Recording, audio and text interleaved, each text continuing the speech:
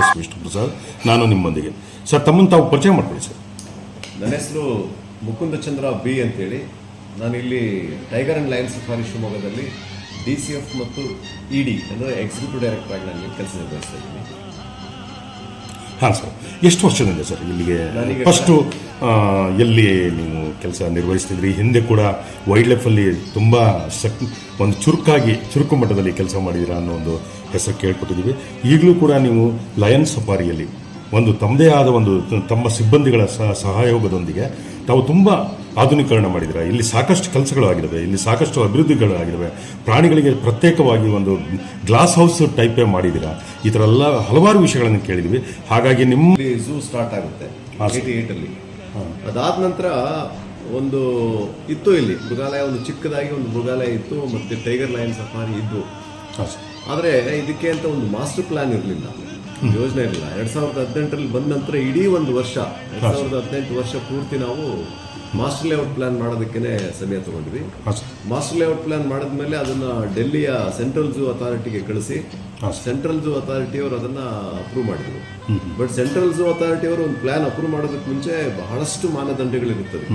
ಆ ಪ್ಲಾನ್ ನಲ್ಲಿ ಬಹಳಷ್ಟು ಪರಿಷ್ಕರಣೆ ಆಗ್ತಾನೆ ಇರುತ್ತೆ. ನಾನು ದೆಹಲಿಗೆ ಸುಮಾರು ಸತಿ ಹೋಗಿ ಬರ್ಬೇಕಾಯ್ತು. ಆ ಸಂದರ್ಭದಲ್ಲಿ ಕಡೆಯದಾಗಿ ಅವ್ರು ಹೇಳಿರೋ ಕರೆಕ್ಷನ್ಸ್ಗಳನ್ನೆಲ್ಲ ಮಾಡಿ ಆಮೇಲೆ ಇದಕ್ಕೆ ಇದು ಬರೀ DFO ಮಾಡೋ ಕೆಲಸ ಅಲ್ಲ, ಇದು ಆಕ್ಚುಲಿ ಇಂಜಿನಿಯರ್ ಬೇಕಾಗ್ತಾರೆ. ನಮಗೊಬ್ರು ಬಹಳ ಒಳ್ಳೆ ಇಂಜಿನಿಯರ್ ಸಿಕ್ಕರು, ಅವರು ನಾಗೇಂದ್ರಪ್ಪ ಅಂತ ಹೇಳಿ ಬದರ್ಘಟ್ಟದಲ್ಲಿ ಅವರು ಎಕ್ಸಿಕ್ಯೂಟಿವ್ ಇಂಜಿನಿಯರ್ ಆಗಿದ್ರು. ಈಗ ಅವ್ರು ರಿಟೈರ್ ಆಗಿದ್ದಾರೆ.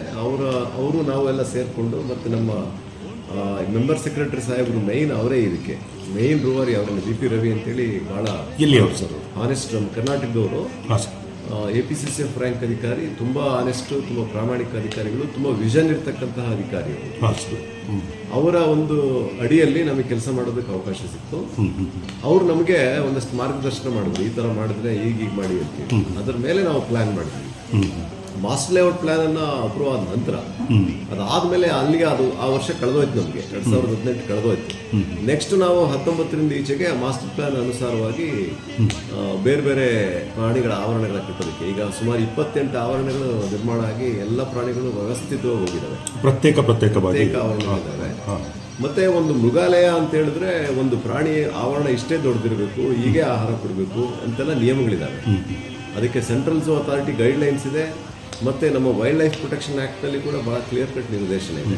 ಆ ನಿರ್ದೇಶನದ ಪ್ರಕಾರ ಈ ಆವರಣಗಳು ನಿರ್ಮಾಣ ಆಗಿದ್ದಾವೆ ಅನ್ನೋದು ಒಂದು ಸಂತೋಷದ ವಿಷಯ. ಆಮೇಲೆ ಅದೇ ಜೊತೆಗೆ ನಾವು ಫಾರ್ ದಿ ಫಸ್ಟ್ ಟೈಮ್ ನಮ್ಮ ಶಿವಮೊಗ್ಗದಲ್ಲಿ ಕಾಡುಕೋಣಗಳ ಸಫಾರಿನ ಆರಂಭ ಮಾಡಿದ್ವಿ. It is first time in the country. ನಮ್ಮ ಭಾರತ ದೇಶದಲ್ಲೇ ಮೊದಲ ಬಾರಿಗೆ ಕಾಡುಕೋಣಗಳಿಗೆ ಅಂತಾನೆ ಒಂದು ಸಫಾರಿ ಇರೋದು ನಮ್ಮಲ್ಲೇನೆ. ನಿಮ್ಮಲ್ಲಿ ಈಗ ಬನ್ನೇರುಘಟ್ಟ ಅಂತೆಲ್ಲ ಕೇಳ್ಬೋದು. ಬನ್ನೇರುಘಟ್ಟದಲ್ಲಿ ಝೂ ಇದೆ, ಝೂ ಮತ್ತು ಸಫಾರಿ ಇದೆ. ಆದ್ರೆ ಕಾಡುಕೋಣಗಳ ಸಫಾರಿ ಅಂತೇನಿಲ್ಲ, ಏನಿಲ್ಲ. ಅಲ್ಲಿ ಜಿಂಕೆಗಳ ಸಫಾರಿ ನಡುವಿನಲ್ಲಿ ನೀವು ಕಾಡುಕೋಣಗಳು ನೋಡ್ತೀವಿ. ನಮ್ಮಲ್ಲಿ ಕಾಡುಕೋಣಗಳದೇ ಎಕ್ಸ್ಕ್ಲೂಸಿವ್ ಆಗಿ ಸಪರೇಟ್ ಸಫಾರಿಯಾಗಿ ನಾವು ಮುಂಚೆ 3 ಸಫಾರಿ ಇತ್ತು, ಈಗ 4ನೇ ಸಫಾರಿ ಆಗಿದ್ದು ನಮಗೆ ಸೇರ್ಪಡೆಯಾಗಿದೆ. ಜನಗಳು ಕೂಡ ತುಂಬಾ ಎಂಜಾಯ್ ಮಾಡ್ತಿದ್ದಾರೆ. ಆಮೇಲೆ ಇದು 2019 ಆದ್ಮೇಲೆ ತಮಗೆ ಗೊತ್ತಿರ್ಬೋದು, 2 ವರ್ಷ ನಮಗೆ ಕೋವಿಡ್ ಬ್ರೇಕ್ ಬಂತು. ಕೋವಿಡ್ ಮೊದಲ ಅಲೆ, ಕೋವಿಡ್ 2ನೇ ಅಲೆ ಅಂತ. ಅಂತ ಸಂದರ್ಭಗಳನ್ನು ದಾಟಿ ಕೋವಿಡ್ ಸಂದರ್ಭದಲ್ಲೂ ಮುಕುಂದ್ ಸರ್ ಸಫಾರಿಲಿ ಸಿಗ್ತಾರೆ ಅಂತ ಹೇಳ್ತೀವಿ. ಲಯನ್ ಸಫಾರಿ ಖಂಡಿತ. ಯಾಕಂದ್ರೆ ಕೋವಿಡ್ ಇದ್ರೂ ಕೂಡ ನಮ್ದು ಎಸೆನ್ಷಿಯಲ್ ಸರ್ವಿಸ್, ಪ್ರಾಣಿಗಳ ಜೊತೆ ಕೆಲಸ ಮಾಡ್ತಕ್ಕಂಥದ್ದು ನಮ್ದು ಎಸೆನ್ಷಿಯಲ್ ಸರ್ವಿಸ್ ಆಗಿದ್ದರಿಂದ ನಾವು ನಮ್ಮ ಸಿಬ್ಬಂದಿ ಅಂತೂ ಇಲ್ಲಿ ನಮ್ಮ ಕರ್ತವ್ಯಗಳು, ಜವಾಬ್ದಾರಿಗಳೇನಪ್ಪ ಅಂದ್ರೆ ನಾವು ನಿರ್ವಹಿಸ್ತೀವಿ. ನಾನು ಯಾಕಿದ್ದೀನಿ ಹೇಳಕ್ ಹೊರಟೆ ಅಂದ್ರೆ ಅದರ ಮಧ್ಯದಲ್ಲೂ ಕೂಡ ಇವತ್ತೇನು ನೀವು ಹೊಸ ಝೂ ನೋಡ್ತಾ ಇದ್ದೀರಿ, ಹೊಸ ಸಫಾರಿ ನೋಡ್ತಾ ಇದ್ದೀರಿ, ಈ ಎಲ್ಲ ಅಡೆತಡೆಗಳ ನಡುವೆ ಇದು ಬೆಳೆದು ನಿಂತಿರ್ತಕ್ಕಂಥದ್ದು. ಈಗ ನನ್ನ ದೃಷ್ಟಿನಲ್ಲಿ ಈಗ ಇಲ್ಲಿ ಒಂದು 60% ಕೆಲಸ ಆಗಿದೆ ಅಷ್ಟೇ, 60 ಭಾಗ ಆಗಿದೆ. ಇನ್ನು ನಮ್ಮ ಯೋಜನೆಯ ಪ್ರಕಾರ, ನಮ್ಮ ಅಪ್ರೂವ್ಡ್ ಮಾಸ್ಟರ್ ಲೇಔಟ್ ಯೋಜನೆ ಪ್ರಕಾರ ಇನ್ನು 40 ಭಾಗ ಕೆಲಸ ಆಗ್ಲಿಕ್ಕೆ ಬಾಕಿ ಇದೆ. ಮತ್ತೆ ಇವೆಲ್ಲ ಒಂದೇ ವರ್ಷದಲ್ಲಿ ಒಂದೇ ಹಂತದಲ್ಲಿ ಮಾಡೋಕ್ಕಾಗಲ್ಲ, ಇವೆಲ್ಲ ಫೇಸ್ ವೈಸ್ ಮಾಡ್ಕೊಂಡು ಹೋಗ್ಬೇಕಾಗುತ್ತೆ.